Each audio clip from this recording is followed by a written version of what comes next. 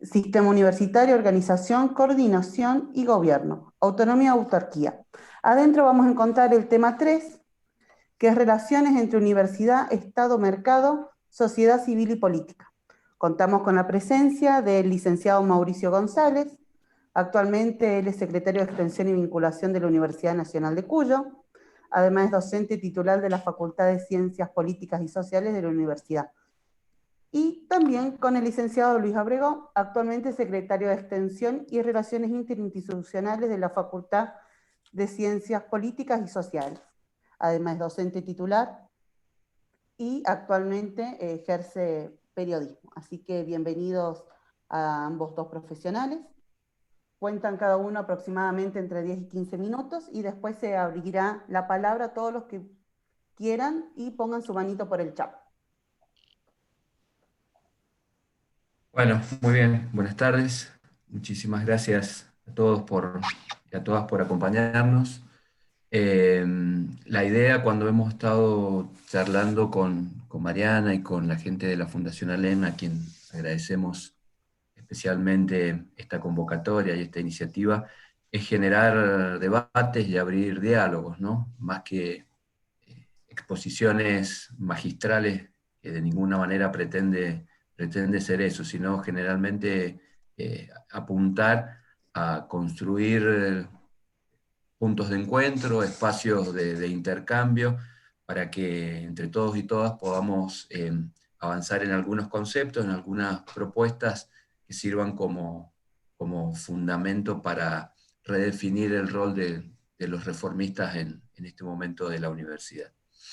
En ese sentido, y por el tema que nos convoca, creo que tal vez es interesante hacer una especie de pequeña recapitulación de cómo de alguna manera ha ido mutando o se ha ido complejizando, en todo caso, el concepto tradicional de la extensión universitaria, que es tan caro y tan propio de todos aquellos de los que creemos y defendemos los valores de la reforma universitaria, ¿no? De aquel concepto inicial de salir de la universidad, de salir de los claustros, a un concepto tal vez más actual, en el cual ya tal vez no hablamos de salir, sino más de interrelacionarlos, de interactuar, de ser partícipe de manera simétrica con los procesos políticos, sociales, económicos, culturales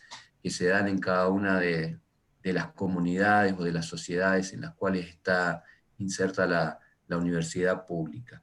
Y en ese sentido, fíjense que creo que, y todos tal vez aquellos que somos un poco, que tenemos un poco más experiencia, por no decir que somos un poco más viejos, creo que van a coincidir conmigo en el sentido de que en el regreso de la democracia, cuando se pone en valor y se produce la normalización de las universidades, el concepto de la extensión universitaria vuelve con todo, con este sentido clásico, ¿no? Vamos a salir de nuestras aulas, vamos a salir de nuestros claustros, vamos a vincularnos con nuestras comunidades, con una serie de iniciativas o proyectos que iban desde proyectos sociales hasta iniciativas meramente culturales, ¿no? Eh, la idea era un poco marcar presencia de que la universidad no solo era el estudio de lo técnico o de lo académico, sino que la universidad era un proceso de construcción de conocimiento compartido muchas veces, ¿no? Y así a lo largo de estos últimos 20, 30 años, les decía, se ha ido desde mi punto de vista complejizando la idea de la extensión, pero en realidad porque se ha ido de alguna manera también complejizando la manera en que las universidades se relacionan con su medio, ¿no? Y aparecieron conceptos que en esa época, el regreso de la democracia, no estaban tan presentes, como el caso de la vinculación, por un lado, más apuntado a los sectores productivos, a los sectores económicos, allí en el título del eje está vinculada la palabra mercado, ¿no? Hace 20 o 30 años atrás tal vez esa palabra nos hubiera espantado a varios, ¿no? Pero después nos dimos cuenta que las fuerzas productivas de alguna manera también hacen a la construcción de un modelo de país, y que es necesario estar al lado de aquellos que producen, que emprenden, y que allí hay también en ese hecho la posibilidad de generar conocimiento compartido, como decíamos, ¿no? Aparecieron otras palabras como es la territorialización, que tampoco estaba del todo presente en aquella época, y que era, no solo vamos al territorio o a nuestra comunidad o a nuestra zona de influencia con proyectos puntuales y nos volvemos a encerrar. No, vamos y nos instalamos y compartimos y generamos comunidad también allí en esos lugares, y vamos con nuestras carreras, y vamos con nuestros ciclos de licenciatura, y vamos con cursos de distintas características. Es decir, la universidad pública fue como haciendo conocimiento al andar, pero también afianzando sus vínculos con el medio social, ¿no? Y me parece que en esta instancia, en este momento, y por eso es que me parece súper interesante esta convocatoria, me parece que es imprescindible que definamos hoy, o empecemos a definir hoy, o empecemos a hacernos preguntas hoy respecto de cuál es el modelo reformista de la universidad de hoy, para los tiempos de hoy. Tenemos estos postulados vinculados a la universidad pública, a la universidad gratuita, a la universidad laica, a esta universidad de excelencia que todos pretendemos, y cómo la construimos o cómo ayudamos a construirla desde el entorno del medio en el cual cada uno tiene inserción, y cómo hacemos que haya un desarrollo institucional que se vincule con cada una de nuestras comunidades. A mí me parece que estaría buenísimo que hoy salieran algunas de estas preguntas, que hoy pudiéramos de alguna manera tirar algunas ideas o algunos conceptos que nos ayuden a comprender el rol de la universidad en este momento histórico, que viéramos cada uno desde nuestro lugar en qué medida podemos perfeccionar todo eso que llevamos adelante. En el caso nuestro aquí desde Mendoza y desde la Universidad Nacional de Cuyo, con muchísimos programas, muchísimos proyectos, con muchísimo despliegue en distintas áreas, ya sea a través de la Secretaría de Extensión. Enseguida Mauricio les va a contar un poco todo lo que se lleva adelante, pero también a través de otras secretarías u otras instancias desde el punto de vista del organigrama, como para poder empezar a definir o ayudar a conceptualizar, porque un poco nuestro aporte, lo vinculo desde lo regional, se va a juntar después con todos los aportes de todas las regiones para poder, en todo caso, traducir esto en una propuesta de alcance nacional. Obviamente estamos atravesados por una situación en un año muy particular, pero creo que aún así, en mi caso particular, en la Secretaría de Extensión y Relaciones Institucionales en mi facultad, Facultad de Ciencias Políticas y Sociales, no hemos dejado en este tiempo de teletrabajo y de educación a distancia, de seguir generando convenios con distintas instituciones, con otras universidades de distintos lugares de Latinoamérica y del mundo, convenios desde prácticas profesionales hasta convenios de intercambio. Acabamos de cerrar un convenio para llevar adelante un voluntariado con el Ministerio de Salud de la provincia de Mendoza, para que nuestros estudiantes hagan seguimiento epidemiológico de contagiados de COVID-19, con lo cual fíjense ustedes el involucramiento que esto significa desde el punto de vista de esos postulados de la universidad pública que siempre defendemos, ¿no? Que tal vez en otro momento, una situación tan crítica y de tanta emergencia, tal vez se hubiera mirado más desde el costado, desde lejos, ¿no? Ahora hay una universidad que pretende acompañar esta emergencia desde el lugar que todos y cada uno podemos hacer, aquellos que tienen más pertinencia, pero aquellos que no tenemos tanta pertenencia disciplinar, al menos con una tarea de voluntariado, y así yo imagino que será en cada una de las unidades académicas, o en muchas unidades académicas, y también en otras universidades de la región. Básicamente mi intervención era hacer una pequeñísima apertura, que Mauricio contara un poco lo que desde la Universidad Nacional de Cuyo estamos haciendo, y más que nada invitarlos a generar este debate para generar las preguntas pertinentes, pero también para de alguna manera empezar a tirar cuáles son las ideas que tienen que animar este vínculo tan complejo de la universidad con tantos sectores, ¿no? Con sectores productivos, con sectores académicos, con el Estado en sus distintos niveles, para poder, como les decía al comienzo, poder establecer un modelo de vinculación de la universidad en una coyuntura tan difícil y tan triste, por un lado, desde el punto de vista de la pandemia, pero también tan difícil desde el punto de vista de lo estrictamente presupuestario, ¿no? Porque pese a que llevamos un año complejo, en el cual no hay visos de una mejora presupuestaria, y muchos de estos proyectos y muchas de estas iniciativas se llevan adelante fortaleciendo desde el punto de vista presupuestario. Así que también por allí tiene que pasar la propuesta y la idea de fortalecer estos lazos, porque en definitiva lo que estamos hablando es de cómo la universidad pública se vincula con su medio, con su sociedad, con sus respectivas provincias, con sus respectivas comunidades, y para poder llevar adelante esto no solo se hace con voluntad, sino se hace también con acompañamiento y con refuerzos presupuestarios.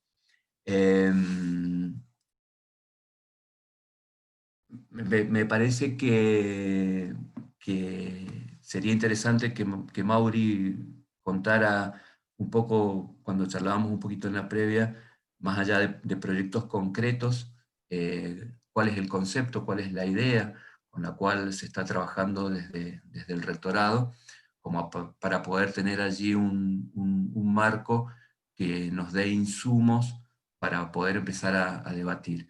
Y ya les digo, más que traer verdades prearmadas o prediscutidas, la idea que hemos charlado cuando discutíamos estos encuentros es que esas respuestas salieran del debate y del intercambio. Así que agradezco nuevamente la invitación, la convocatoria, y empezamos a charlar, en definitiva. Muchísimas gracias. Bueno, gracias Luis. Bueno, buenas tardes a todas y todos que están presentes. Agradezco mucho a la Fundación ALEM, ya hace un tiempo que venimos trabajando, la verdad que somos varios y nos sentimos parte, y un poco dando continuidad a lo que terminó diciendo Luis. Creo que en estos momentos, estos espacios, en esta situación de crisis tanto institucional como sanitaria de la educación pública, creo que es muy importante estos espacios, porque no solamente han cambiado cosas y no podemos volver iguales, sino que también tiene que cambiar la forma de construir.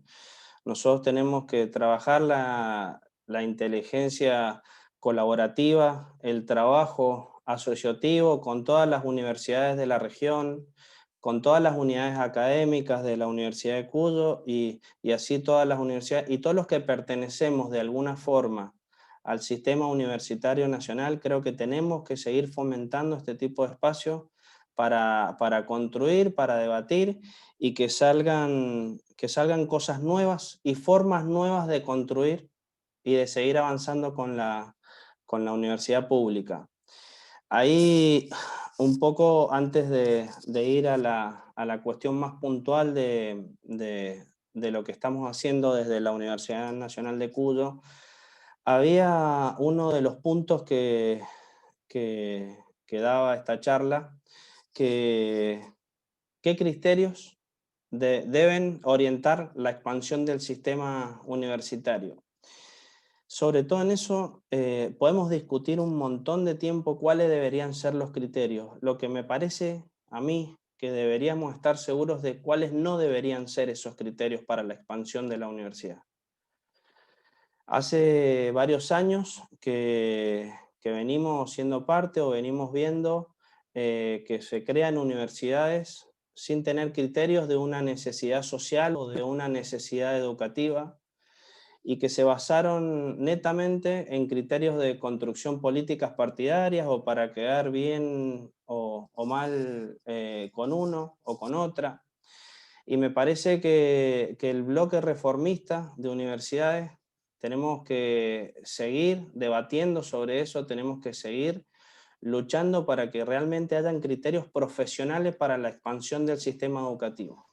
Y me parece que esto también, esta pandemia nos ha traído una oportunidad que ha puesto la virtualidad en muchas universidades, sobre todo a nosotros, si bien ya lo veníamos trabajando, tuvimos que hacer una maestría y muchas de las cosas que veníamos analizando tuvimos que poner, y todas las unidades académicas pusieron la educación de manera virtual, al menos la Universidad Nacional de Cuyo siguió su calendario académico tal cual se había propuesto. Se han hecho algunas modificaciones, pero la educación no paró, que eso es lo importante, me parece. La universidad pública no paró y le brindó la oportunidad a muchos y muchas estudiantes. En el medio hubieron palos en la rueda, estudiantes con falta de conectividad, estudiantes con algunas situaciones personales y particulares, que se atendió a cada uno de ellos y hemos tratado de llegar a la mayoría posible. También tanto el gobierno provincial como algunos municipios también colaboraron para que muchos de esos estudiantes, sobre todo los de zonas alejadas del Gran Mendoza, pudieran tener acceso. Y también nos demuestra la falencia y todo lo que tenemos que seguir creciendo en ese sentido. Pero también algo que llamó la atención y que lo venimos hablando, es que la universidad no está solo para brindar educación. La universidad pública es mucho más que eso.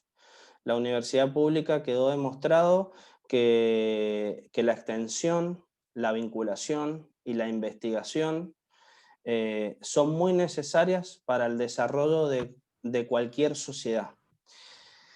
Es por eso que estamos intentando trabajar con una investigación situada que responda al contexto, a la situación y a las demandas sociales del entorno. Esto nos dimos cuenta, lo hemos trabajado con la secretaria de investigación de la Universidad Nacional de Cuyo, que veníamos de muchos años dando líneas de financiamiento, investigando, pero la universidad daba una oferta. La universidad no se ponía muchas veces del lado del sector productivo o del lado de la salud, y me parece que en ese contexto la universidad debe vincular a los actores del medio socioproductivo en algunas situaciones que tengan que ver con la investigación y con la vinculación, como por ejemplo con líneas de financiamiento que demanden y que vengan del sector, y como dije recién, no que sea una oferta de la Universidad Nacional de Cuyo, que podamos poner foco para que realmente tenga un buen final en la sociedad.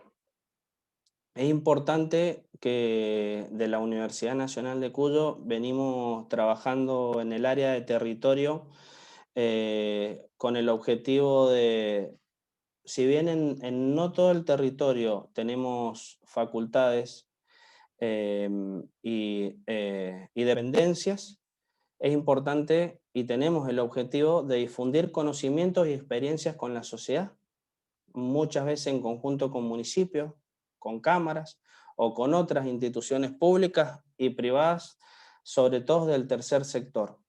Es importante que nos vinculemos. Hoy nosotros, por ejemplo, esta virtualidad nos ha permitido trabajar muchísimo con cámaras de lugares que no son del Gran Mendoza. Antes nos costaba muchísimo ir, por ejemplo, a San Rafael. Quizá el Este y Valle de Uco estábamos un poco más cerca, pero ir a San Rafael, a Alvear, tratar de conectarnos con las cámaras de ese sector, y hoy podemos brindar herramientas. Hemos dado una gama de capacitaciones para ese tipo, digamos, de empresas y de cámaras y de municipios. Estamos capacitando a los gestores municipales en un montón de cuestiones que no tenían conocimiento, y me parece que ese es el objetivo principal de la universidad. Asociarse, vincularse con la comunidad, con el sector, con las cámaras, capacitar, transferir, vincular y actualizar conocimientos a través de diferentes formatos. Con respecto a la extensión social, hemos tenido un desafío muy grande, porque hay sectores vulnerables que estaban trabajando con la Universidad Nacional de Cuyo, y en un momento al principio de esta cuarentena, todos esperando que esto durara 15 días, 20 días o 2 meses, cortamos un poco el nexo al principio, es verdad. Reflexionamos sobre eso y hoy creo que hemos construido nuevas formas de vincularnos con esas organizaciones sociales, nuevas formas de ayudar y nuevas formas de colaborar. Algo muy significativo para la Universidad Nacional de Cuyo, y fue una cuestión que no generó mucho debate dentro de la comunidad universitaria de la Universidad Nacional de Cuyo, fue que nosotros teníamos un hospital universitario que tenía el nombre nada más de hospital universitario, porque era un centro ambulatorio, y en 2 meses, con ayuda, por supuesto, en conjunto con el gobierno provincial, pudimos poner a disposición la sala de internaciones del hospital universitario con 20 camas, y la semana que viene vamos a abrir la terapia intensiva por primera vez después de 15 años. El hospital va a tener terapia intensiva con 5 camas de UTI, también gracias al aporte del gobierno provincial. En el anterior es cierto que aportó el gobierno nacional, pero me parece que es esa la responsabilidad que tenemos las universidades, de demostrar que no solo estamos para educar, no solo estamos para capacitar, sino que también estamos para ayudar, para formar y para desarrollar a una sociedad. En el caso nuestro nos toca la provincia de Mendoza, pero creo que en conjunto tenemos la responsabilidad de tratar de brindar esos servicios a la región. Pero como dijo Luis casi al final de su charla, todo esto se necesita presupuesto. Nosotros hace 1 año que tenemos el presupuesto totalmente congelado. Los servicios de la Universidad Nacional de Cuyo, o sea, que paga la Universidad Nacional de Cuyo, han aumentado más del 50%, los gastos han aumentado más del 50%, algunas unidades que tenemos para tratar de generar autofinanciamiento, por supuesto que están en cero, y necesitamos estar unidos, discutiendo, que salgan buenas ideas y tratar de generar una buena discusión para el presupuesto universitario del año que viene, me parece que necesitamos seguir discutiendo y presentar e impulsar un nuevo presupuesto universitario, pero de una manera propositiva, como lo hemos hecho muchas veces desde este tipo de espacios, desde una manera con inteligencia y con adultez. Creo que es un momento ahora para poner el sistema universitario a disposición más que nunca de la sociedad, y también creo que las nuevas generaciones, tanto de estudiantes como jóvenes, tienen en todo esto, creo que también tienen una gran responsabilidad, porque esta pandemia ha traído, va a traer muchos cambios, y cambios que van a venir para quedarse.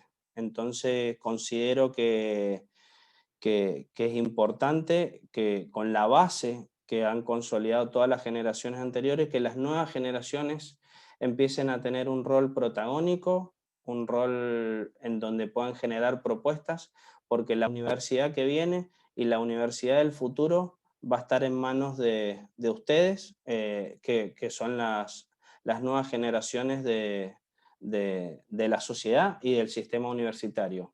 Así que bueno, yo ya voy a cortar acá, porque la idea es que con estos disparadores que hemos estado hablando, que se arme un debate y que podamos hacer en conjunto una construcción colaborativa. Muchas gracias. Muchas gracias, Mauri. Gracias, Luis. Pollo para los conocidos y las conocidas. A mí me cuesta decirte, Luis. Bueno, buenas tardes. Ahora nuestra intención era poder darle continuidad a este espacio. Teníamos para discutir en el primer eje lo que hemos denominado 6 subejes, y nos pareció interesante continuar con el siguiente subeje, con el que está planteado perdón, discúlpenme. Bueno, quería comentarles que en el siguiente eje nos iba a acompañar el secretario general de la Regional San Rafael de la UTN, el ingeniero Hermes Chávez, que no va a poder estar con nosotros y con nosotras en este momento. No obstante, nos ha mandado y nos ha enviado algunas reflexiones para poder compartir. Me gustaría darle en esta instancia el espacio, en primer momento, a Mariana Castilla, que, Mariana, se las voy a presentar. Mariana es licenciada y profesora, secretaria académica de la Facultad de Ciencias Políticas y Sociales de la UNCUYO, es docente efectiva de la facultad, es exdirectora del Instituto Tecnológico Universitario de la UNCUYO, más conocido como ITU, y es ex consejera estudiantil, directiva y superior de la Franja Morada. Y me gustaría que ella también pudiese comentarles por dónde viene este eje que nosotros nos planteamos como subeje, mejor dicho, que nos planteamos dentro del primer eje para poder seguir discutiendo sobre la autonomía universitaria. Este eje que hemos denominado agencias de evaluación, que deja la experiencia de Coneagua hasta ahora, suponiendo que la experiencia muestra que es necesaria una política de evaluación y acreditación como debería ser. Esa es la idea de poder discutir en este eje, así que en este momento les voy a dejar y las voy a dejar con Mariana. Luego de que Mariana converse con nosotros, les voy a plantear las reflexiones de Hermes. Todo tuyo, Mariana. Mauricio, gracias. Mauri González, si me das la función de compartir pantalla, vos que sos el dueño de esta licencia, esto que hemos aprendido en pandemia, Ahí está, de lo que habla el Mauricio, de que hemos aprendido estas cuestiones nuevas. Es la única diapositiva que quería mostrar con el único fin de ir concreto a lo que nos pidió la Fundación, que es cuáles son los nuevos desafíos que nos plantea la evaluación de las universidades y la acreditación de las carreras.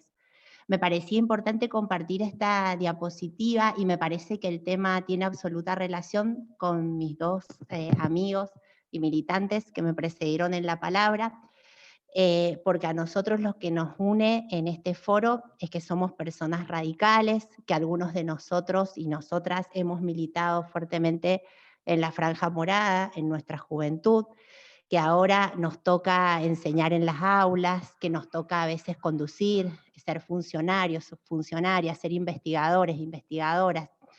Y todo tiene una historia, y con muchos de los que están acá, historia que yo compartí a fines de los 90, donde si a los militantes de la franja nos hubiesen dicho qué pensábamos de crear una Comisión Nacional de Evaluación y Acreditación Universitaria, hubiésemos estado en la calle, como estuvimos a fines de los 90, resistiendo al menemismo. Y me parece que tantos años después, en el 2020, con una pandemia de por medio, la Fundación nos plantea el desafío de decir cómo continuamos con estos procesos de evaluación y acreditación en el marco de la Comisión Nacional de Evaluación y Acreditación Universitaria, que nos plantea la ley de educación aprobada en ese contexto, digamos, del menemismo, y de una franja morada que conducía a la mayoría de los centros de estudiantes, y nos sentábamos en muchos consejos directivos y superiores porque habíamos tomado la palabra y estábamos dispuestos y dispuestas a resistir lo más que pudimos. En este tema resistimos lo que pudimos, pero también hoy podemos permitirnos ver qué tenemos hoy para decir de todos estos años de evaluación y acreditación en este contexto.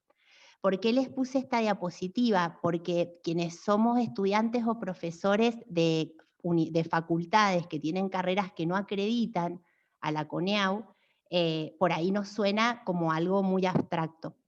Y por otro lado, algunos de ustedes han participado en procesos de evaluación de la Universidad Nacional de Cuyo. La Universidad Nacional de Cuyo tiene muchos años de experiencia en cuanto a la cantidad de veces que ha propuesto ser evaluada en forma institucional. Entonces, rápidamente, lo que pretendo con esa diapositiva es decir que la acreditación está ligada a la acreditación de las carreras de grado reguladas por el Estado, y que su actividad profesional puede poner en riesgo el interés público y todas las carreras de posgrado de todas las facultades. A la vez, esas carreras acreditan, tienen una evaluación, y su evaluación es periódica y quedan acreditadas por 3 o por 6 años. Y esas evaluaciones de esas carreras las realizan comités de pares evaluadores. En tanto la evaluación, que es lo que conocemos todos porque nos atraviesa a todos, hemos quizá ya pasado procesos de evaluación de la propia universidad, se inicia primero con un proceso de autoevaluación que lo propone la propia Casa de Altos Estudios. Es una evaluación que pone a prueba la organización y el funcionamiento de esa universidad, que examina procesos y resultados de la universidad, que recomienda cursos de acción para la mejora, y se debe realizar cada 6 años. Pero ¿quiénes son, cómo se componen, cómo es la conformación de la Comisión Nacional de Evaluación y Acreditación Universitaria? Quien evalúa a las universidades y quien acredita a las carreras que están comprendidas dentro de las que ponen en riesgo el interés público. Está compuesta por 12 miembros, 3 por el CIM, 1 por el CRUP, 1 por la, siempre lo anoté por acá porque siempre me confundo con el nombre específico, 1 por la Academia Nacional de Educación, 3 por la Cámara de Diputados y 3 por la Cámara de Senadores y 1 por el Ministerio de Educación. Bien, hasta acá digo para decir rápidamente todos los que nos encontramos en el grupo, para ponernos en un tema que todos conocemos y que, repito, nos atravesó fuertemente a quienes somos más grandes. Lo que nos plantea la Fundación ALEM es qué tenemos para decir hoy, en el 2020, de todos estos procesos. Estoy un poquito desordenada con la palabra, les pido disculpas.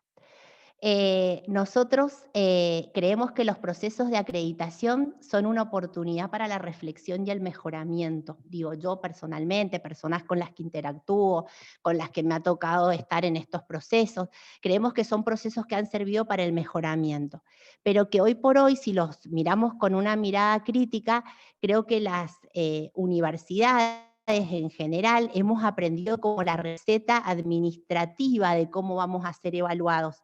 Entonces no logramos instalar tanto a nivel de rectorado como universidad, como facultad, los procesos de evaluación como un proceso, justamente como su palabra lo indica, que no debe interrumpirse, sino que entre un periodo y otro de los que deben ser evaluados es donde tenemos que focalizar en el aprendizaje, en lo que debemos mejorar como institución específicamente, que jamás debe caer en ser un proceso rutinario, que a la vez, si nos ponemos en una mirada crítica, a las universidades no nos gusta la palabra evaluación en general, pero también tenemos que ser honestos y honestas que sí nos gusta la palabra internacionalización.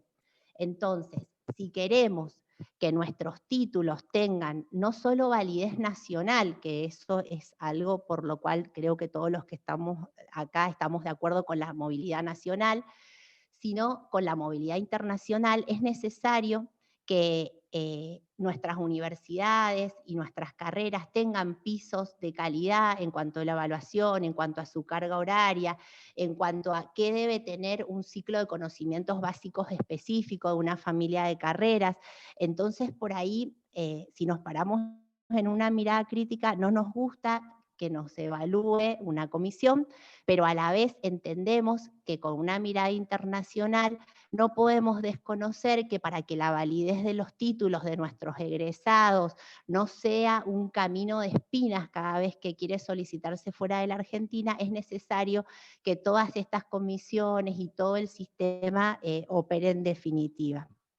Otra cuestión que me parece que está buena a trabajar como reformistas, que en los procesos de evaluación hay que ser muy honesto en lo que no se tiene, porque cuando somos honestos en lo que nos falta como facultad específicamente o como universidad, es cuando después, con posterioridad al proceso de evaluación, se puede solicitar a la Secretaría de Políticas Universitarias, al Ministerio de Educación, algún plan de mejora que venga después de ese proceso de acreditación y de evaluación. El caso específico que doy es el caso del Instituto Tecnológico Universitario, que en la tercera evaluación institucional, la CONEAU le dijo a la Universidad Nacional de Cuyo que no podía seguir firmando títulos de un instituto que, si bien era muy prestigioso, estaba conformado por una fundación de carácter privado. Gracias a que se hizo esa evaluación con honestidad desde la propia universidad, en los años siguientes vino un contrato programa específico para traspasar al prestigioso Instituto Tecnológico Universitario de la UNCUYO a la Universidad Nacional de Cuyo, con plena ciudadanía universitaria. Ese es el ejemplo que conozco más de cerca porque me tocó implementarlo por las dos partes, me tocó estar en el informe de esa evaluación ante la CONEAU y me tocó después ser directora e implementar el proceso de traspaso a la Universidad Nacional de Cuyo. Finalmente, lo último que digo es que como reformistas, todos estos procesos de evaluación de nuestras carreras y de la universidad no tienen que constituirse en un mero llenado de fichas, de papeles, de un estrés exacerbado adentro de las facultades y de la universidad cada vez que debemos atravesar estos procesos, sino que debe dejarnos un aprendizaje, deben plantearse como parte de una cultura institucional de la evaluación, y que va más allá, fue mucho más allá, esa es mi opinión en la actualidad. La CONEAU creo que logró inyectar y poner y administrar una gran calidad dentro del sistema universitario para el grado y para el posgrado específicamente, que eso nos permite, como dije, pensar en el reconocimiento de nuestros títulos fuera de la Argentina, y nos permite, si entendemos a la evaluación como una cultura de la evaluación, como un proceso que no se abre solo cuando vamos a ser evaluados, nos permite trabajar con ciertos parámetros de calidad, que en el Foro 1 lo dije, que como reformistas estamos obligados y obligadas a ser innovadores en los procesos de gestión, a tener austeridad y a que la palabra transparencia no sea una palabra que se use solo en foros y en congresos, sino que sea una acción concreta en el día a día de nuestra gestión. Quedo atenta para las preguntas. Muchas gracias.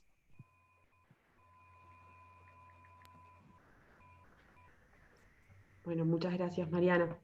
Antes de comenzar con el debate, así nos damos la instancia para poder debatir, quisiera compartirles dos reflexiones que nos ha enviado Hermes, entendiendo que no va a poder estar. Se las voy a leer tal cual él nos las ha enviado. Él propone dos interrogantes.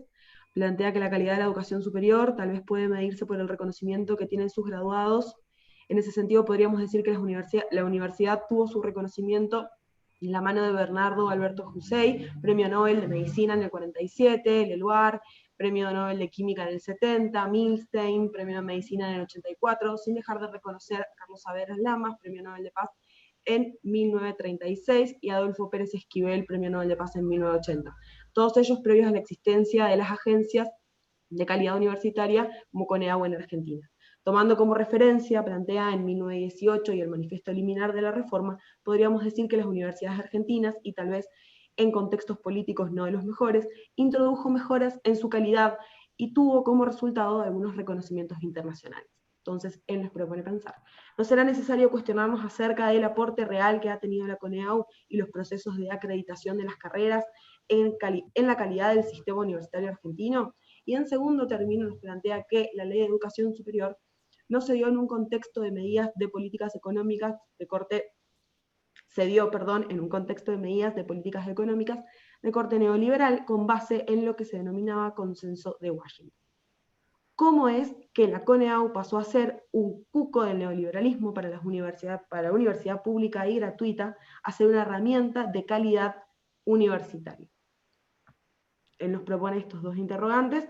Él nos envió esto de manera que, bueno, estaba también para acompañarnos en este eje. No quería dejar de mencionarlo porque se ha tomado el tiempo de enviárnoslo y demás.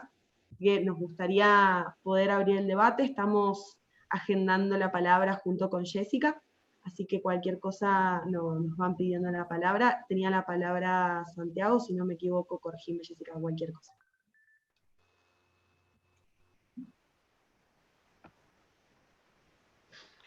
Bueno, hola, ¿qué tal? Buenas tardes para todos y todas. Quería aprovechar, como bien decía Luis al principio, para plantear interrogantes, para que podamos debatir y también sobre todo para poder escuchar y que de lo que acá se diga pueda ser planteado en lo que hablaban de la creación de este documento en base a lo que opinen cada una de las regiones. Y particularmente una de las cosas que decía Mauri, que creo que es muy importante analizar, porque también se tocó un poco en el eje de la autonomía universitaria, es bajo qué criterios se establece la creación de universidades o la territorialización de ciertas carreras. Muchas veces con mis compañeros y compañeras de la Franja Morada nos debatimos este tema y nos lo cuestionamos, pero creo que todavía no tenemos un criterio unánime que siente un norte a seguir cuando a la hora de analizar la educación pública y sobre todo el eje de la gratuidad de la educación pública, y seguramente las personas que son de la Universidad Nacional de Cuyo ya van a estar cansadas de escucharme hablar de esto, pero bueno, siento que es una situación de la cual me atraviesa en carne propia por ser un estudiante que tuvo que mudarse al centro urbano de la provincia para poder acceder a la educación pública, y hago énfasis, gratuita, ¿no? Porque hasta qué punto es gratuita la educación si uno tiene que desenvolver cuánta plata tiene que tener la posibilidad, ¿no? De poder desenvolver tanta plata por mes para vivir en el centro urbano, porque no tengo la carrera que quiero estudiar cerca de mi hogar. Entonces siempre siento que hay una especie de puntos de extremos, que estaría bueno que busquemos un punto intermedio entre, a la hora de ampliar la oferta y territorializarla. ¿Cuáles van a ser, eso, como decía Mauri, no pensemos los parámetros que sí sirven, pero cuáles son los que no hay que tener en cuenta para tomar esas decisiones? Sí, creo que realmente tenemos que tomarnos el tiempo de pensar cuál es la respuesta a esto, ¿no? ¿Qué vamos a priorizar? Si la inclusión social, la igualdad de oportunidades de los sectores y de las personas que no tienen los medios económicos para trasladarse a los grandes centros urbanos, o vamos a priorizar, por otro lado, la eficiencia de los recursos o ¿cómo decirlo? La organización, la planificación entre diversas universidades para que, por ejemplo, un caso que tuvimos acá en nuestra universidad, cuando se decidió llevar la carrera de turismo, licenciatura en turismo, a una de las provincias, creo que es Tunuyán, si no me equivoco, a uno de los departamentos, perdón, Tunuyán, a los pocos años, esa carrera fue trasladada al campus universitario en la ciudad capital por no contar con la suficiente cantidad de inscriptos. Pero siempre en ese momento, como me tocó vivirlo de cerca como estudiante y como era un tema en el cual mi facultad, la Facultad de Derecho, también estaba un poco comprometida, ¿qué pasaba con esos estudiantes que sí habían podido acceder a la educación pública gracias a que turismo y hotelería había llegado a su departamento? ¿Qué iba a suceder? De repente iban a tener que reestructurar toda su vida para ver si podían conseguir dinero y mudarse a la ciudad. Creo que ahí hay algunos puntos que pueden ser antagónicos, pero creo que es nuestra responsabilidad buscar un punto intermedio, siempre, y esta es mi opinión, apuntando a que el criterio que más pese no debe ser el de si es estratégico para la producción o estratégico para el mercado, que una carrera esté en un determinado lugar, porque la verdad es que cuando uno dice, sí, turismo en Tunuyán, tiene sentido, porque es un lugar que vive del turismo también, pero fíjense cómo al tiempo hubo que retrotraer esa situación y volver para atrás y decir, parece que no ha tenido tanto éxito. Creo que el eje que debe primar en toda esta discusión es el de permitir que cada vez más argentinos y argentinas puedan acceder a la educación. Si no van a poder acceder porque la oferta se termina instalando, la oferta de grado se termina instalando en los grandes centros urbanos, creo que ahí, bueno, la pandemia nos ha puesto más que nunca sobre la mesa la noción y la realidad de que la virtualidad es una herramienta para el acceso a la educación pública. Porque bueno, si ya no me tengo que mudar, puedo acceder por internet, como estamos haciendo ahora. Eso como para poder escuchar de las personas que están acá, qué opinan y cuál es su percepción de la territorialización y cuándo es estratégica y qué vamos a considerar como estratégico. Y después, respecto a lo que planteaba recién Mariana respecto a CONEAU, a mí me tocó en el 2016 afrontar la acreditación de la carrera de Derecho, de Abogacía, acá en la UNCUYO, y la verdad que fue un proceso como estudiante y como agrupación que fue muy difícil de afrontar. Primero que nada, por bueno, esta circunstancia de que somos una minoría en los órganos de cogobierno y las opiniones y las decisiones de los docentes, o sea que no por hablar de los docentes en sí, sino porque es el claustro con más representación en los cuerpos, siempre tienen más peso por sobre la de los estudiantes, y eso hace que toda discusión se vuelva cuesta arriba cuando las planteamos desde el movimiento estudiantil. Y la verdad es que pienso que si nosotros somos reformistas, es necesario que comencemos a pensar y creemos en el cogobierno, y es una bandera que llevamos todos los días, es necesario que como franja morada, como radicalismo, como partido, diseñemos una estrategia para que los estudiantes tengan una voz con un peso real en la CONEAU. Porque si no, después se hace muy difícil en los consejos directivos, cuando tenemos que aprobar los planes de estudio y vienen los estándares mínimos, ya vienen de CONEAU, es como que es un molde, ¿sí?, con limitaciones, de los cuales los estudiantes nunca fuimos parte de esas tomas de decisiones, pero después en los consejos directivos tenemos que amoldarnos a ello, o tenemos que decidir dentro de las posibilidades que ya nos vienen impuestas por parte de este organismo. La discusión también se puede dar en torno a si CONEAU vulnera las autonomías universitarias, si permite que las políticas de los gobiernos de turno incidan en las planificaciones académicas de las universidades, pero como decía Mariana a lo último, cuando como universidad la palabra evaluar no nos gusta, pero la palabra internacionalización sí, entonces quizás 20 años después es razonable pensar y sostener que la acreditación de estándares mínimos y el consenso de estándares mínimos es necesaria y es válida para estas dos instancias que planteaba Mariana. Pero ¿cómo llegamos a esos estándares mínimos? Creo que ahí está donde el reformismo tiene que dejar su huella y plantear también la estructura del cogobierno en estos organismos. Quizás hoy no tenemos una respuesta. Yo recién pensaba y decía, bueno, ¿y cuál sería la solución? Me imagino la Federación Universitaria Argentina, una institución estudiantil, ¿por qué no tiene una voz en CONEAU? ¿Por qué no decide? ¿Por qué no participa en la confección de estándares mínimos?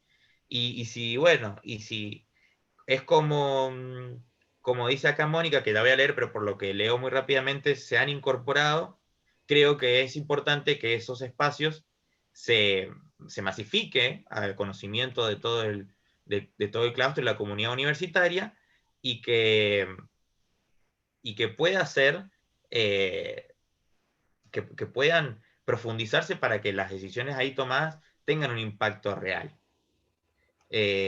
Claro, el Consejo Universitario es el que decide los estándares mínimos. Así que nada, esos interrogantes quería plantear y poder escuchar respuestas de las personas que están acá. Santiago, yo de lo último que dijiste, que tenemos el honor de que Mónica se ha tomado el tiempo de acompañarnos en las mayorías de los foros y tiene que ir a clases ahora. Mónica es una de las personas que compone la CONEAU, de los miembros principales de CONEAU.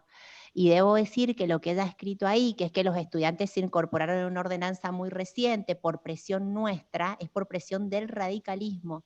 Ha sido el radicalismo el que ha presionado, y yo lo digo yo, no lo va a decir ella, el ingreso de Mónica a CONEAU ha sido clave en esta dirección, y ellos están avanzando fuertemente para que se apruebe, como lo ha pedido el radicalismo, para que los estudiantes puedan ser también integrantes de la CONEAU como evaluadores. Obviamente es re difícil, porque el estudiante se supone que entra a la universidad y tiene un periodo de tiempo adentro de la universidad acotado, pero si por años seguimos diciendo no se puede, no va a suceder. Y lo otro que dijiste me parece que envías a que la cultura de la evaluación va a seguir adelante. Va a ser muy difícil que no siga adelante la Argentina como sistema universitario con los procesos de evaluación. Me parece que las universidades deben tener áreas específicas donde haya capacitación permanente para todos los claustros. Cuando digo todos los claustros es para los estudiantes, y no que cuando vienen los procesos de evaluación se buscan 6, 7 estudiantes para que vengan a ser entrevistados por los pares evaluadores sin prepararlos a ellos. Y lo otro que digo es que siempre hay un piso mínimo, y el problema es que nuestras facultades nunca quieren poner el techo, que me animo a decir que es lo que pasó en Derecho. Se hace un plan de estudio teniendo en cuenta lo mínimo que debe tener un plan de estudio de una carrera de Derecho, pero nadie quiere resignar nada del plan viejo. Entonces dejas el plan viejo con todo lo que se te ocurre a la nueva generación que debe tener un plan nuevo, y después a una persona le queda una carrera de 50 y pico materias, lo cual es una locura, y eso tiene que ser frenado con agallas en los consejos superiores, porque no alcanza solo con los estándares que dice el CONEAU, obviamente. Lo demás lo dejo a Mauricio y a Luis y a quien quiera contestar.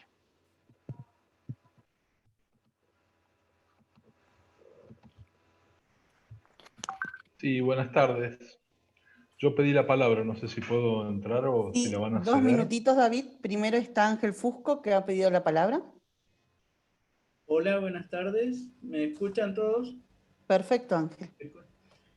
Quisiera hacer alguna reflexión, si me permiten, sobre este tema de la evaluación que se ha puesto sobre la mesa. Y lo hago quizás delatando un poco mi edad, diciendo que yo estoy, digamos, desde distintos lugares, sea como autoridad de facultad, sea como par evaluador. Es decir, he visto y he actuado con la CONEAU y con los procesos de evaluación en los últimos 20 años, comenzando con la primera convocatoria de ingeniería en el año 2000, hasta ahora, donde estoy participando como par evaluador justamente con Mónica Marquina en una evaluación institucional, digamos desde todos los ángulos del escritorio del proceso de evaluación, digamos. Y de esos 20 años de interacción en distintos aspectos de la evaluación universitaria, puedo llegar a hacer 2 o 3 reflexiones generales que creo que son interesantes. Por un lado, después de 20 años de aplicación de estos procesos, ya prácticamente en ninguna universidad, al menos de las que conozco, y conozco muchas, quedan dudas de que el proceso de evaluación es una cosa que es inherente al proceso de enseñanza y de investigación y de todas las actividades universitarias, y que es necesario hacerlo. Cuando yo recuerdo bien que a principios del año 2000, cuando se convocó a ingeniería, había docentes que directamente se oponían a que fueran evaluados. Hoy en día en todas las universidades existe una oficina, un departamento, lo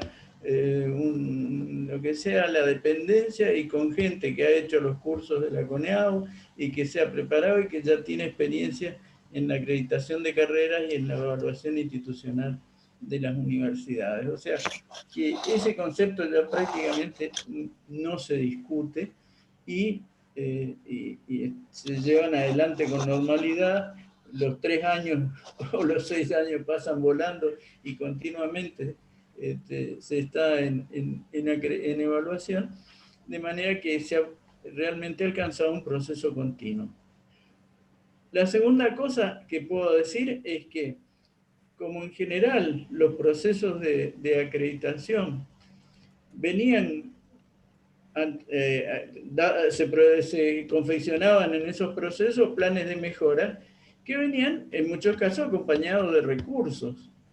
Entonces, esos recursos que aportó el Estado para cumplir con los planes de mejora, evidentemente provocaron o causaron mejoras en distintos aspectos del desempeño universitario, inclusive con la provisión de laboratorios, de mayores dedicaciones, de una serie de aspectos que se mejoraron. Otros planos de mejora quizás no requerían de recursos materiales porque eran mejoras institucionales, mejoras de las normativas o de los procedimientos, pero también en eso se produjeron. Hace poco, Mónica Martina, en una locución que hizo en una anterior intervención en esta misma serie, habló que, claro, ya en las universidades, ya como que ya nos habíamos agarrado cancha, digamos, para hacer las evaluaciones y un poco ya dibujarlas, porque ya sabemos bien, conocemos demasiado el mecanismo. Es lo mismo que hicieron los docentes con los informes en su momento o con cuestiones. Por eso quizás desde la CONEAU o desde el sistema universitario, porque en definitiva tanto los estándares, como mencionaba recién el estudiante, yo tuve la oportunidad de hacer los primeros estándares de farmacia y bioquímica, y lo hicimos en la entidad que agrupa las facultades que tienen, o las unidades académicas que tienen esas carreras, y incluimos, estoy hablando de entre el año 98 y 2002, incluíamos los estudiantes o representación de los estudiantes en la elaboración de los estándares.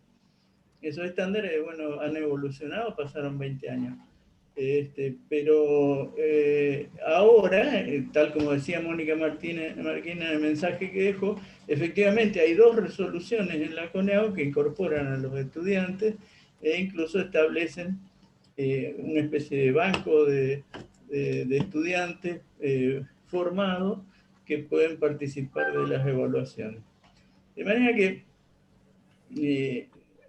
por supuesto, hay gente que tiene miradas críticas, que dice que la CONEAU, etc.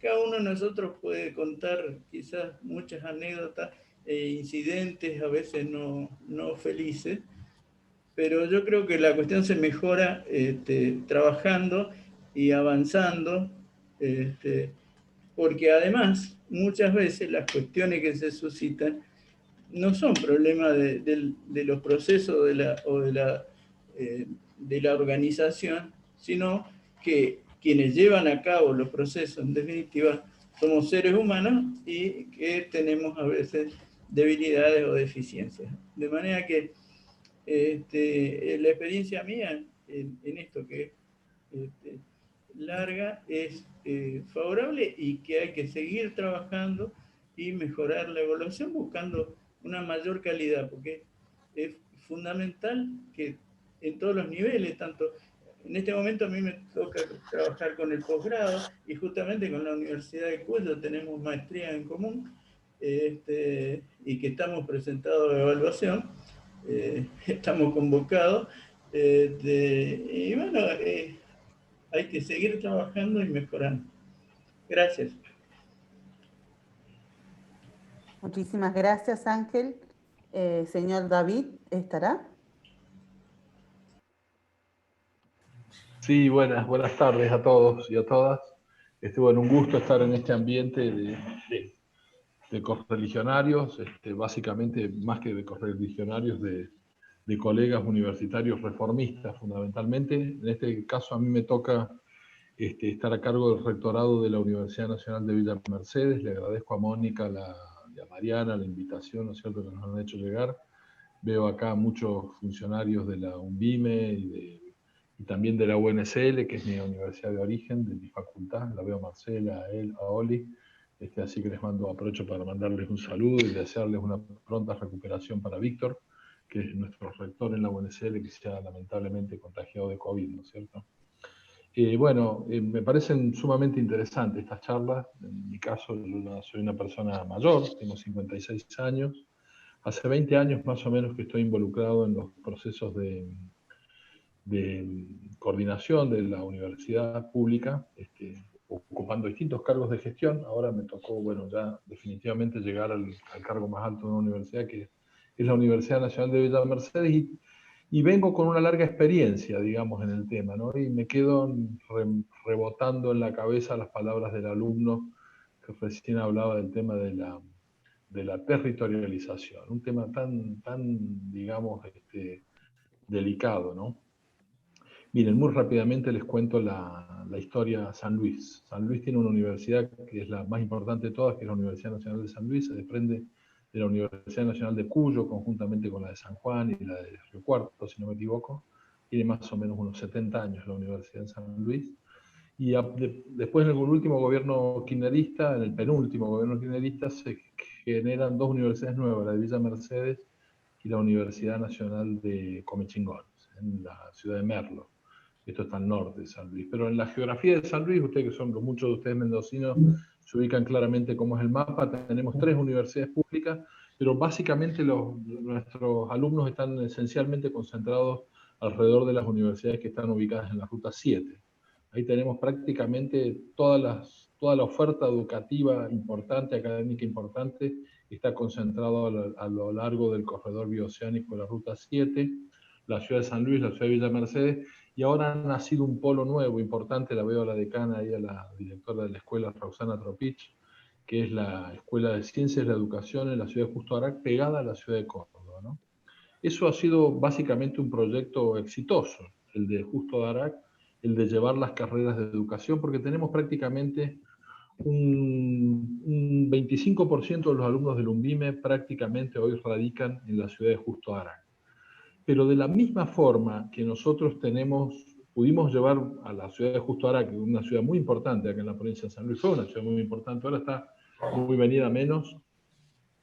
De la misma manera que nosotros fuimos muy exitosos creando ahí una facultad y teniendo unas carreras de educación y dándole contenido a esas carreras y teniendo muchos alumnos, prácticamente tenemos, ya les digo, la universidad tiene 2.500 alumnos, la de Villa Mercedes, una universidad de 10 años de antigüedad. También tenemos ahí un caso, por ejemplo, de una carrera muy importante, quizás tan importante como las carreras de educación, ¿no? Que es la carrera de técnico en agroalimentos, una tecnicatura en agroalimentos. Justo Arango es una ciudad de una población de 10.000 habitantes aproximadamente, ¿no? Y esa carrera ya estaba antes que viniéramos nosotros, pero lamentablemente no tiene alumnos. Y es muy costosa, es tremendamente costosa, ¿no? Tiene muchos profesores de dedicación exclusiva. Fíjense que la carrera de agroalimentos de Justo Arango para nosotros, en costo de docente, nos significa prácticamente lo mismo que nos cuesta, para tener 10 alumnos aproximadamente, nos cuesta lo mismo que tener 2 carreras de educación, que son inicial y primaria, con 500 y casi 600 alumnos, ¿no? Entonces, claro, uno dice, está bueno esto de la territorialización, de llevar cosas al interior y demás, ¿no? Pero cómo después uno, digo, del otro lado del mostrador, ¿no? Haciendo una analogía, siendo rector ahora, ¿no? Uno dice, bueno, ¿cómo hacemos para solventar eso? Porque esa carrera es tremendamente cara y no tiene alumnos, y tiene muchos profesores que son de dedicación exclusiva y demás. Entonces, ¿cómo compensa esa asimetría, ¿no? Porque lo que está claro es que el presupuesto universitario cada vez es más chico. Cada vez generamos más universidades, cada vez nuestro país está peor administrado, cada vez somos más pobres y cada vez tenemos menos presupuesto. Y cada vez queremos expandirnos más, queremos llevar la educación hacia el interior, ¿no? Una vez me tocó ir en un viaje a aeropuerto. El que manejaba el taxi era de origen ruso, pero hacía muchos años que estaba viviendo en Argentina. Y él me decía que en Rusia todas las personas tienen acceso a una formación posterior a la escuela secundaria que sea para con alguna capacitación, algún oficio y demás, ¿no? Y eso es quizás lo que nosotros deberíamos tratar de lograr, o es lo que querríamos lograr en el sistema universitario, ¿no?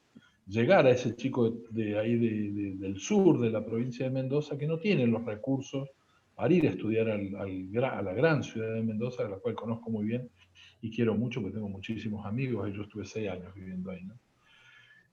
Pero no es fácil. Es decir, es fácil declamarlo, pero no es fácil ponerlo en práctica. Y esto, digamos, puede sonar muy antipático, pero es absolutamente real lo que les estoy diciendo, ¿no? Nosotros en la misma localidad, Justo ahora, tenemos 2 escenarios absolutamente contrastantes. ¿Qué estamos intentando hacer ahora con la carrera de agroalimentos de Justo Arango? Bueno, darle una chance que pueda seguir viviendo. ¿Y cuál es la chance para que esa carrera siga viviendo y los profesores puedan, digamos, retransformarse y demás? Y traer la Villa Mercedes, que acá hay una población de 150.000 habitantes y ver si tenemos más chances. Porque lo que estamos convencidos es que la carrera es una carrera estratégica para nuestro país. Imagínense si no es estratégico poderle dar valor agregado a las materias primas que nosotros producimos en toda esta región de acá de la provincia de San Luis, que es pampa semihúmeda, ¿no? Villa Mercedes, Justo Arango, que es pampa semihúmeda.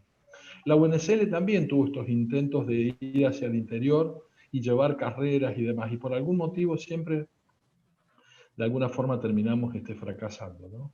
Yo lo que creo, en mi opinión, y esto es una opinión absolutamente personal, es muy probable que nosotros esto no lo veamos cristalizado, pero en mi opinión, el hecho de que, por ejemplo, en la provincia de San Luis haya 3 universidades públicas, haya una universidad, haya 2 universidades privadas, tengamos universidades provinciales, tengamos escuelas de oficios y demás, hay que potenciar estas redes de universidades y de alguna forma, de alguna manera, pero no en un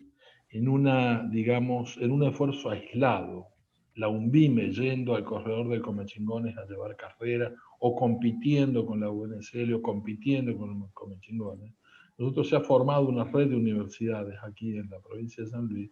En esa red de universidades tratar de atender este problema, de llevar educación, y no solo educación, sino capacitación al interior. Para mí el secreto de esto, las soluciones, no sé cómo es el caso de Mendoza, sé que hay montones de universidades en Mendoza, ¿cierto? Mendoza también es una provincia que tiene 2 ciudades muy fuertes, ¿no es cierto? Acá San Luis pasa básicamente lo mismo, distinto a San Juan, que tiene claramente una ciudad fuerte, y después son todas ciudades muy chicas, periféricas. Pero para mí el truco, la solución del problema está en algo que nos sobrepasa a cada universidad en sí misma, ¿no?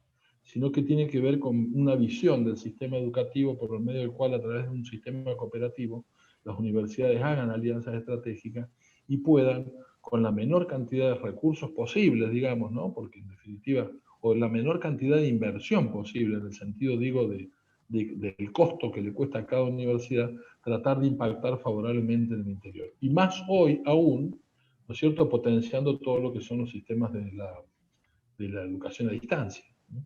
Me parece que ahí está un poco el secreto de la cuestión. Digo, esto también es básicamente una expresión de deseo que uno tiene, porque nosotros somos básicamente una universidad que nace de una política de territorialización, de respuesta a los problemas que tiene el medio y demás, pero claramente si lo tuviésemos que hacer nosotros con presupuesto propio no nos alcanza.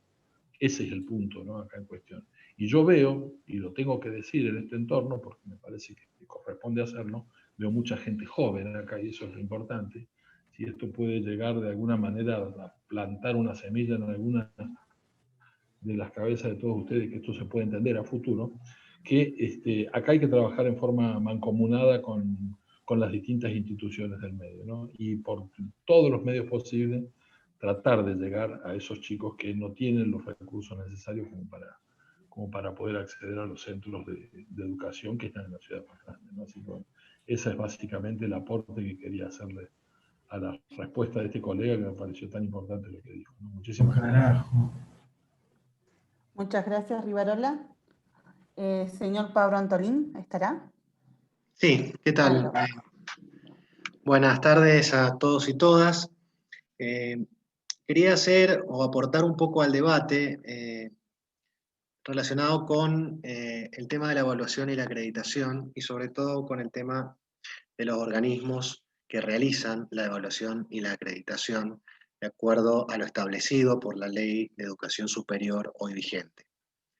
Estuve en contra de la creación de la CONEAU en el año 94-95 como militante, y estoy en contra hoy día. Y digo estoy en contra desde mis principios más reformistas. Creo, y en los hechos lo he visto, que la evaluación, pero sobre todo la acreditación de carreras, es en muchos casos violatoria de la consagrada autonomía universitaria. Nos ha pasado en muchos lugares que la burocracia técnica de la CONEAU ha solapado por distintas circunstancias que no las voy a discutir acá, la opinión, la evaluación, los pareceres de los pares evaluadores.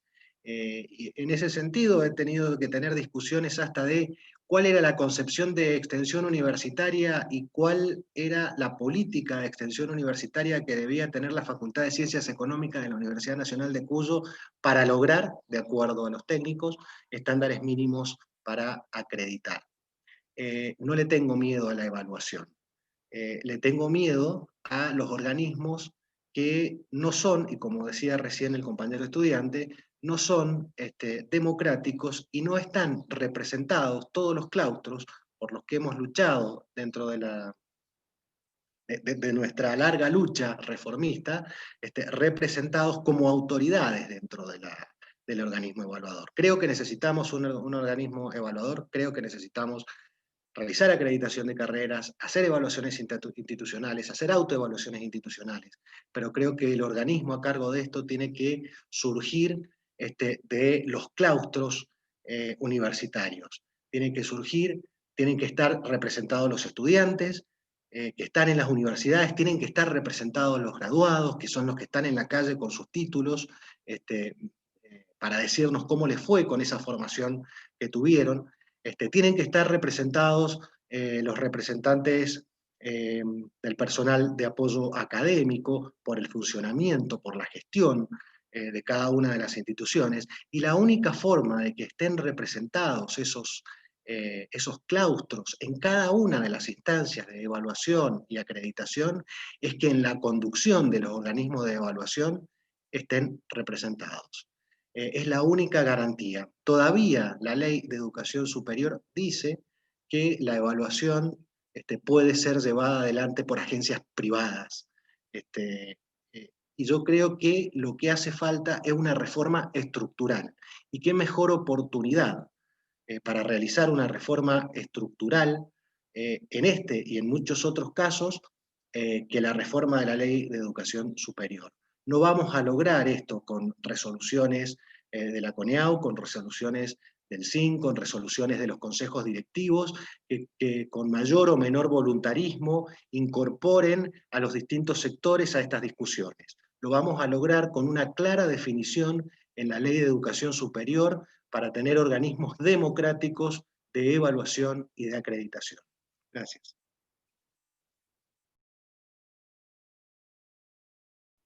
Muchas gracias, Pablo. Oli, ¿estarías? Hola, sí, buenas tardes, de la Universidad Nacional de San Luis. Es interesante lo planteado primeramente por Santiago, que creo que ha sido el disparador de varias cuestiones. Los estándares, como todos saben, son escritos por los pares.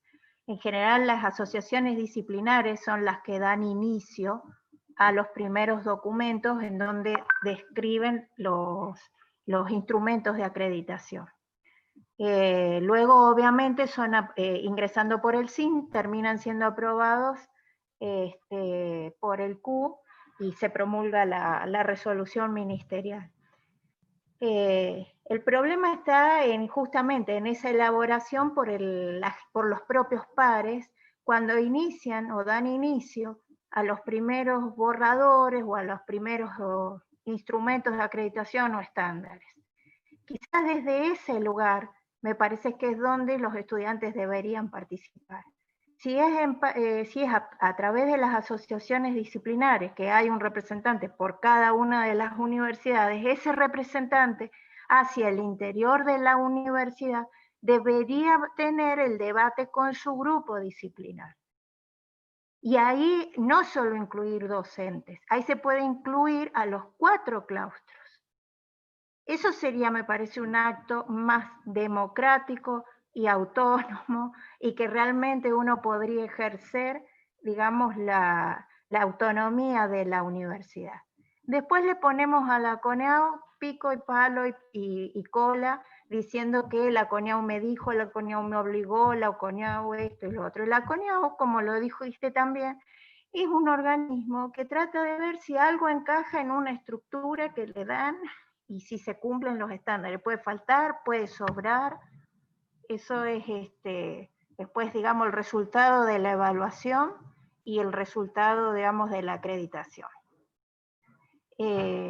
Dentro de la CONEAU que hayan incluido estudiantes para conformar los comités de pares evaluadores, está muy bien, es un gran avance, realmente felicitaciones. Ahora lo que hay que hacer es aprovechar esos lugares, esas posiciones.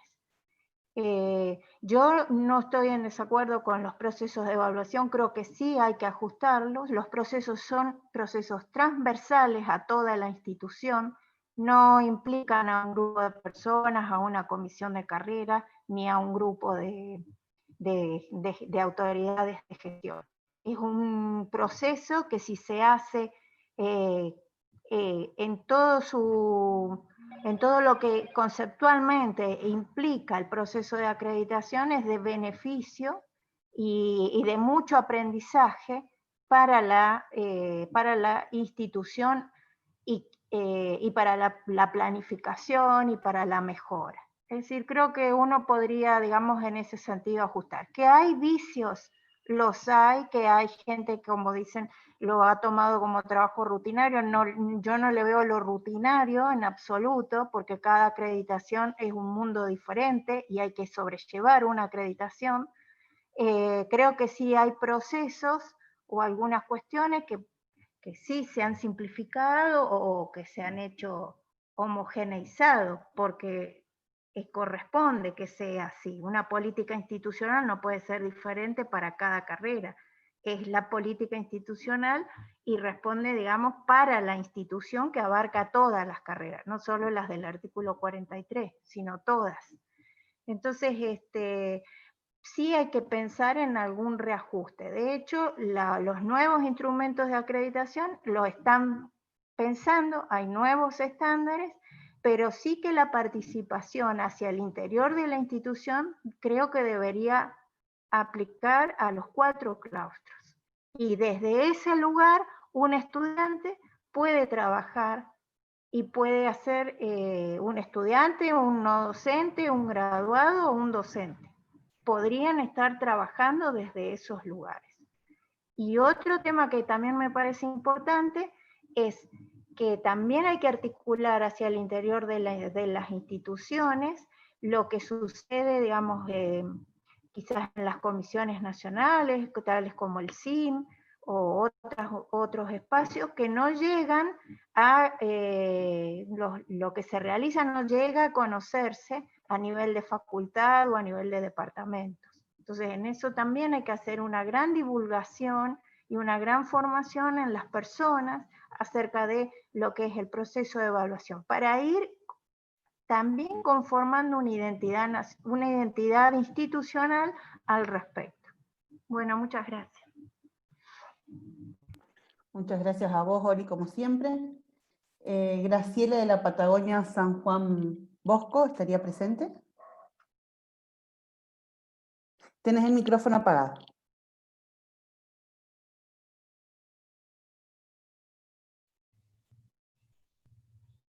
Ahí está. Ahí estás, ¿Me Graciela, te escucha? escuchamos. Bueno, muchas gracias. Quería por ahí retomar el comentario que hizo el colega de San Luis.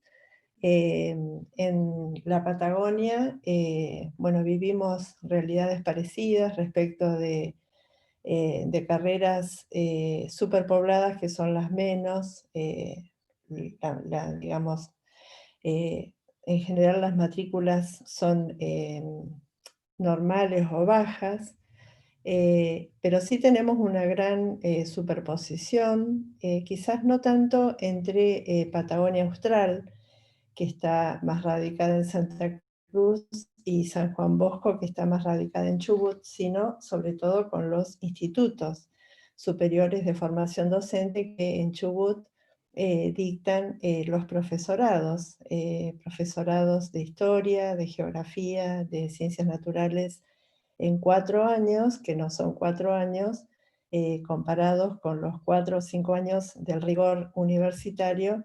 Es otra realidad que hace que nuestros estudiantes migren masivamente a los institutos, ¿no es cierto? Y a la hora de tomar las horas y los cargos en las escuelas, el valor es el mismo, ¿no? Me parece que en tal sentido, y en orden a lo que decía el colega de San Luis, y teniendo en cuenta que el espíritu reformista justamente es ampliar la oferta educativa siempre, siempre, siempre, y que en tal sentido hay que ser más creativo a la hora de generar esfuerzos interinstitucionales para optimizar el uso de nuestros magros recursos, me parece que un punto que nosotros podríamos fijar en la agenda, que sería muy estratégico también, es hablar y trabajar en torno a los formatos institucionales, a los formatos interinstitucionales para el grado, ¿no? Porque, volviendo a la CONEAU tiene prevista la figura de formatos interinstitucionales para el dictado de carreras de posgrado, pero no está de hecho validado pensar en formatos interinstitucionales para el grado. Entonces me parece que sería como estratégico digamos, llevar ese asunto a la discusión, ¿no? En términos de la necesidad que tienen los sistemas educativos de renovar sus estructuras. En este caso tomo el tópico carreras de grado interinstitucionales o dictadas interinstitucionalmente o lo que sea, pero me parece que el discurso de la renovación de los formatos, de los sistemas, llevados al caso de las carreras interinstitucionales o como se llame, también extensible a otros puntos del formato del sistema, es una manera que tendríamos que pensar. En el contexto actual de pandemia, sabemos que la mayoría de las universidades han adaptado, ¿no es cierto?, sus regímenes de evaluación y acreditación en el grado a tales condiciones y, como en todos los casos, ha dejado problemas, pero también ha dejado legados interesantes, ¿no?, que hacen que podamos mirar al futuro con una mirada de aprovechamiento de esos rastros, ¿no? Entonces me parece que esos resquebrajamientos de alguna manera que la pandemia está dejando al sistema estructural, a la estructura dura de nuestra vida universitaria, hay que aprovecharla, ¿no?, para revisar algunos aspectos del formato, ¿no?, en el sentido en que lo plantea Flavia Terilli, ¿no? Flavia Terilli habla de la crítica al formato escolar. Me parece que tenemos que tomar esa bandera porque tiene que ver con la frescura, ¿no es cierto?, con la frescura, tiene que ver con la atención a lo diverso, tiene que ver con la renovación, ¿no?, de la oferta de estudio universitario, siempre con miras a un enriquecimiento, y en ese marco sería posible, creo, pensar, ¿no?, la propuesta que hacía el colega de San Luis y que para nuestra realidad patagónica, por cierto, que sería muy provechosa. Eso quería decir. Muchas gracias. Bueno, ahora yo pido la palabra. Bien, para hacer un pequeño aporte, ¿sí? Yo creo que hoy en día nosotros debemos entender la calidad como un concepto multidimensional, no solamente la calidad en la enseñanza, sino la calidad debe ser un denominador común en las diferentes actividades que tienen las universidades nacionales, ¿sí? Ya sean los funcionamientos de órganos de cogobierno, en la autonomía plena, en la generación y transmisión de conocimiento, en el vínculo con el sistema socioproductivo, y como decía Luis y Mauricio, no hay que tenerle miedo a la palabra socioproductivo, ¿sí? Pero también tenemos que hacernos esta pregunta, o nosotros los estudiantes nos hacemos esta pregunta. La agenda educativa, ¿la marcan las universidades o la marca el gobierno de turno según los presupuestos destinados para investigación, para vinculación, ciencia y extensión? Entonces, yo creo que estos lugares, estos debates son muy enriquecedores porque entre todos, de una manera horizontal, podemos llegar a conclusiones ricas, ¿sí?, para elevarlas más adelante. Eso solamente quería aportar. Muchas gracias.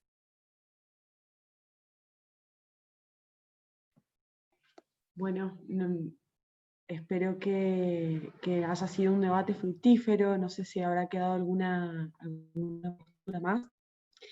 Es importante ir concluyendo con esta instancia, pero porque ahora en 20 minutos continuamos con los ejes que siguen dentro de, los subejes que siguen dentro de este eje. Así que bueno, consulto si queda alguien con ganas de plantear alguna idea. Tenemos unos minutos, no quisiera tampoco cerrarlo así tan bruscamente. Por lo menos en el chat nadie más ha pedido la palabra. Además, no, si yo también recién lo chequeé. Bueno, entonces comentarles que cualquier cosa, estas instancias están grabadas, que esto lo va a estar subiendo la Fundación ALEM a los medios virtuales y que vamos a ir generando una sistematización de modo de diagnóstico y de propuestas de todo lo que se ha ido generando acá, que la idea de estas instancias es que se den de manera federal y poder juntar todas esas conclusiones para tener una conclusión a nivel nacional. Así que bueno, reiterar el agradecimiento tanto a Luis, a Mauri, a Mariana por sus palabras, por preparar este espacio y estos disparadores. Muchísimas gracias por el debate y por la presencia de todas y de todos. Y bueno, y esperamos que estos espacios sigan contribuyendo en lo más importante que nos han brindado, que es este encuentro. Esto de saber que entre los diferentes claustros estamos construyendo la universidad del futuro, y de que somos muchas y muchos reformistas, y bueno, que hay reformismo todavía para largo, a pesar de sus 100 años, a sus 100 años está más vigente que nunca. Así que bueno, muchísimas gracias a todas y a todos por la participación. Espero que tengan una muy linda tarde. Y nos vemos Muchas ahora a las gracias. 6 en el siguiente, quienes quieran participar. Gracias, chicas. Un aplauso para ustedes por la coordinación. Han sido excelentes anfitrionas. Excelente trabajo. Muchas gracias. Buenas tardes. Que estén muy Muchas bien. gracias, hasta luego. Gracias. Hasta Hasta luego, Chao. gracias. Gracias. Chao, Chao. hasta luego.